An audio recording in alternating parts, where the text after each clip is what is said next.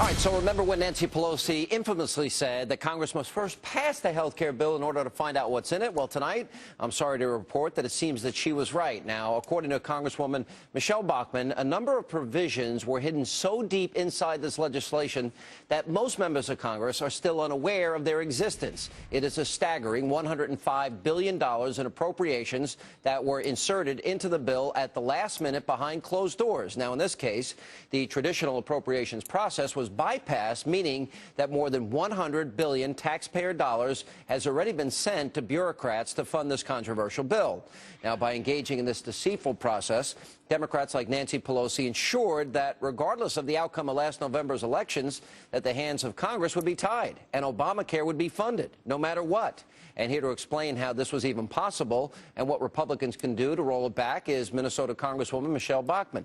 You know, when I first heard this, I said, well, I couldn't even believe the story. It's so unbelievable because Republicans have been saying, all right, if we don't get the president to sign on board in the Senate, we're going to defund it. Right. So now you found out through the Congressional Research Service. Congressional Research Service. There was a report that was issued 2 weeks before the election. No one was really reading Congressional Research reports. And then there was another report issued in February that detailed the $105 billion. And this is an enormous sum of money. Right, so $105,464 million. This was tucked away inside the Obamacare bill. People say, well, what's wrong with you members of Congress? Why didn't you know it's there? It's because we didn't get the bill until literally a couple of hours before we were supposed to vote on it, and it's 2,900 pages long. What they did is they took the bill, this amount of money, split it up and put it in different sections of the bill. Nobody knew until February when it came out.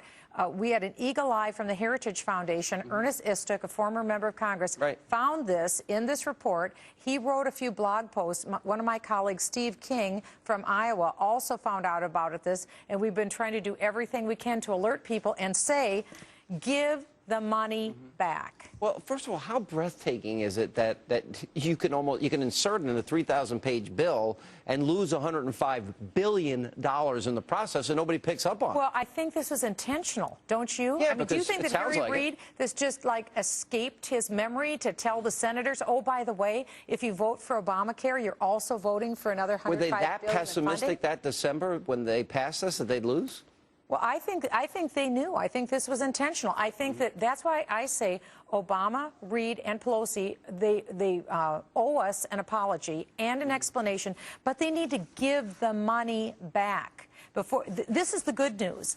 The bad news is Obamacare is pre-funded for the next 8 years. The implementation. We thought if we can't repeal it, at least you could defund it. Yeah, at least we could defund it. You're telling people now that you cannot defund it. No, it's done. It's done. There's no way to remedy this? Yes, there is. That's the good news. Okay, now the good news is we've got this 2-week continuing resolution. Government runs out of money on March 18th. This is what we propose. We've written language to add on to the next continuing resolution that says, Obama, Pelosi, Reid, you give this money back. You didn't tell the American people. You didn't tell the Senate. You didn't tell the House. Give the money back, and then we'll start talking about the budget. This is the first thing. Is the leadership in agreement with you on this? In other words, will all the Republicans in the House hold the line, meaning you will shut down the government unless this money that they inserted to fund Obamacare is given back? Well, that's what we're going to talk about this week when we go back to Washington, D.C. I just want to encourage your listeners. You can go to either my website, Michelle Bachmann, or my Facebook site. We're going to have regular updates, so go there for regular updates. Have you spoken to the leadership about it? I have spoken to the leadership, and we're going to have a meeting tomorrow at 5:30 at the Capitol to explain. A lot of members don't even know about this yet, this outrage. Now, so also you found out that Kathleen Sebelius has, what, a $16 billion slush fund? Oh, this is incredible. Section 402 of the bill.